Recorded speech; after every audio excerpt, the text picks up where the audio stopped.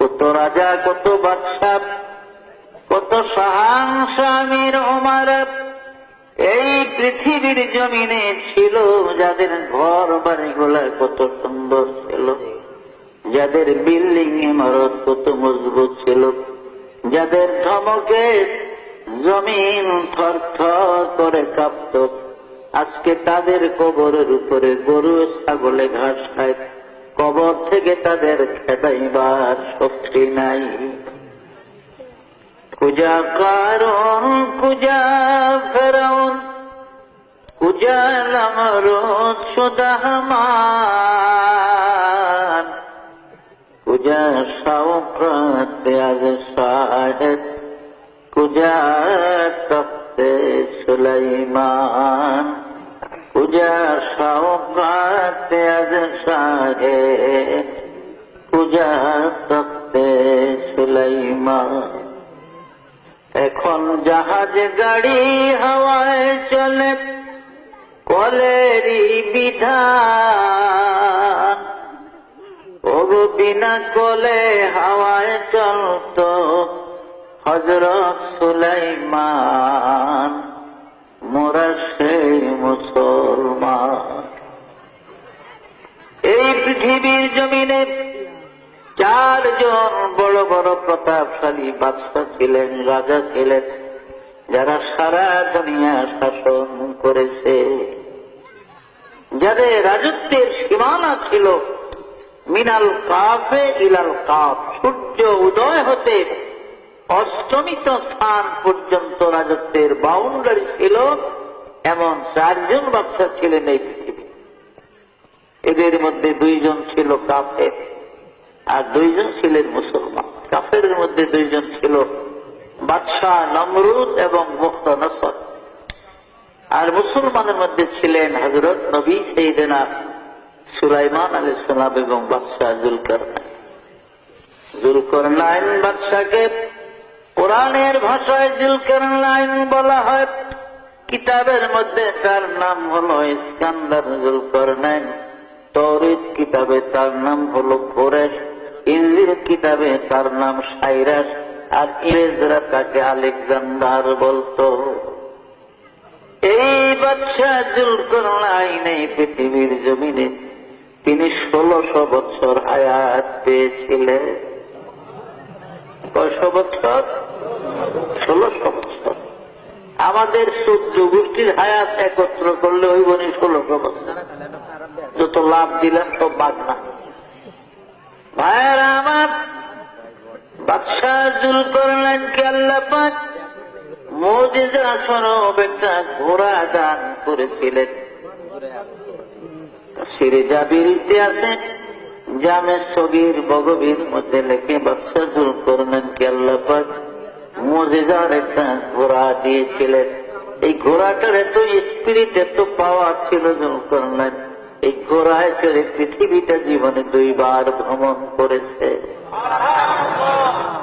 পৃথিবীটা জীবনে সূর্য উদয় হতে অস্তমিত স্থান পর্যন্ত জুলকারনাইনের জীবনে 2 বার পৃথিবী ভ্রমণ করছে। ঘোড়াটার এত স্পিরিট, এত পাওয়ার ছিল, এত দ্রুত গতিতে চলত জুলকারনাইনের ঘোড়া। যখন তিনি ঘোড়ায় চড়ে পৃথিবী ভ্রমণের জন্য ঘোড়াকে চাবুক মারতেন, আঘাত করতেন, তার ঘোড়াটা এক এক কদমে 12,000 মাইল করে চলত। জেরুজালেম শহর থেকে, অর্থাৎ বাইতুল মুকাদ্দাস থেকে, বাইতুল মুকাদ্দাসের আরবিতে 3টা নাম, বাইতুল মুকাদ্দাস, বাইতুল মাকদাস, বাইতুল কুদস, এই 3 নামে ব্যবহার।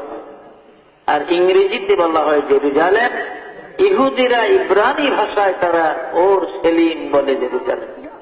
5টা নাম হল এই বাইতুল মুকাদ্দাস বা জেরুজালেম শহর থেকে 9 মাইল উত্তর দিকে গেলে একটা মহকুমা শহর, ইংরেজিতে আলেকজান্ডারিয়া সিটি বলা হয়, আরবিতে মদিনাতুল ইস্কান্দারিয়া বলে।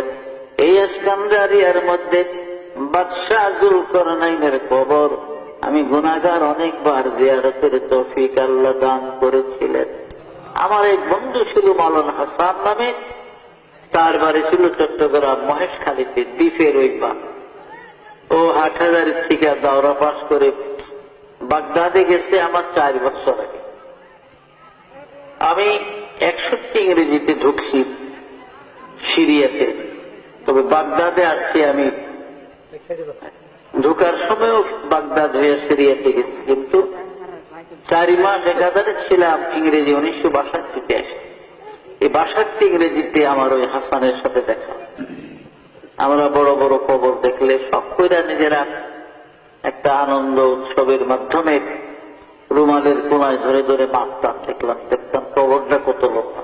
এতে দেখা গেছে বাদশাহ জুলকারনাইনের কবরটা 48 হাত লম্বা। কত বিরাট কায়া, শক্তিশালী মানুষ ছিল। অথচ কাজা এলাহির ডাক যখন আসছে, মৃত্যুর পরোয়ানা যখন এসে গেছে, আর এই দুনিয়ায় থাকতে পারে না, চলে গেছে। তো আমরা কি থাকতাম বর্ম দুনিয়াতে? আমরাও পারতাম। আমার আল্লাহ পাক বলেন, বিসমিল্লাহির রহমানির রহিম, আইনামা তাকুনু ইউদরিকুমুল মাউত ওয়ালাউ কুনতুম ফি বুরুজিন মুশাইয়াদা।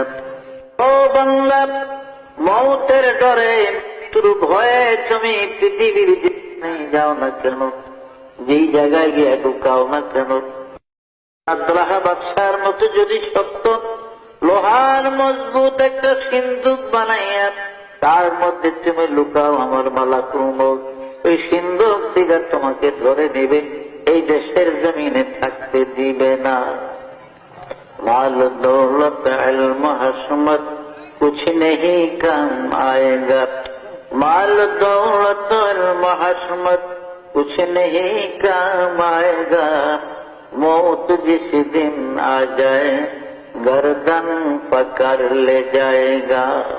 দুনিয়ার মাল দৌলত কোনো কাজে লাগবে না। আজরাইল আলাইহিস সালাম যখন আসবে, ঘাট ধরে গর্দান ধরে নিয়ে যাবে, এই দেশের জমিনে